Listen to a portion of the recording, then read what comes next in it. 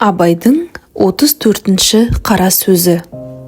Жұрттың бәрі біледі, өлетұғынын, және өлім үнемі қартайтып келмейтұғынын, бір алғанды қата жібермейтұғынын. Қазақ осыған да амал жоқ нанады, анық өз ойына, ақылына тексертіп нанбайды. Және мәні жаратқан Құдай бар, ахиретте сұрау алады, жамандыққа жазғырады, жақсылыққа жарылғайды, жазғыруы да, жарылғауы да пендесіне ұқсамайды. Бегірек есепсіз қинауы да бар, бегірек есепсіз жетістіруі де бар деп, бәріне сендік дейді. Жоқ, онысына мен сенбеймін. Олар сендім десе де, анық сенген кісіге уайым ойлап не керек? Осы екеуіне лайықты жақсылықты өздері де іздеп таба береді. Егер де осы екеуіне бұлдыр сеніп отырса, енді неге сендіре аламыз? Оны қайтып түзете аламыз. Оларды мұсылман деп, қалайша иманы бар ғой дейміз. Кім ахиретте де, дүниеде де қор болмаймын десе, білмек керек. Еш адамның көңілінде екі қуаныш бірдей болмайды. Екі ынтық құмарлық бірдей болмайды. Екі қорқыныш, екі қайғы, олар да бірдей болмайды.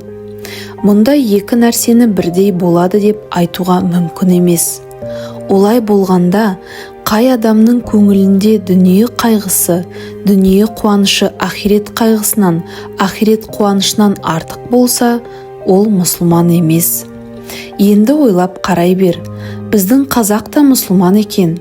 Егер де екі нәрсе кез болса, бірі ахиретке керекті, бірі осы дүниеде керекті, бірін алса, бірі тимейтұғын болса, сонда біреу ахиретке керектіні алмай, екінші бір кез келгенде алармын деп, жоқ, егер кез болмайтұғын болса, кең Құдай өзі кеңшілікпенен кешіреді дағы, мына кезі келіп тұрғанда мұны жіберіп болмас деп, дүниеге керектіні алса, енді ол кісі жанын берсе, ахиретті дүниеге сатқаным жоқ деп нануға бола ма?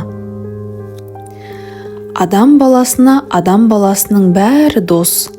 Не үшін десең, дүниеде жүргенде туысың, өсуің, тойуың, ашығуың, қайғың, қазаң, дене бітімің, шыққан жерің, бармақ жерің, бәрі бірдей. Ахиретке қарай өлуің, көрге кіруің, шіруің, көрден махшарда сұралуың, бәрі бірдей.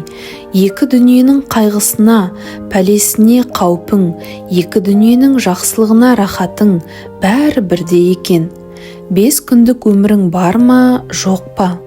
Біріңе бірің қонақ екенсің, өзің дүниеге де қонақ екенсің.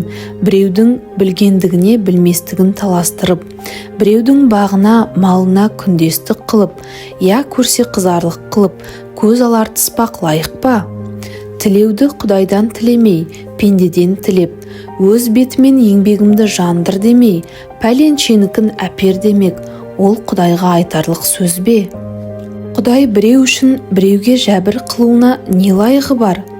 Екі ауыз сөздің басын қосарлық не ақылы жоқ, не ғылымы жоқ бола тұра, өзімдікін жөн қыламын деп, құр ой Тәңір-ай деп таласа бергеннің несі сөз, оның несі адам?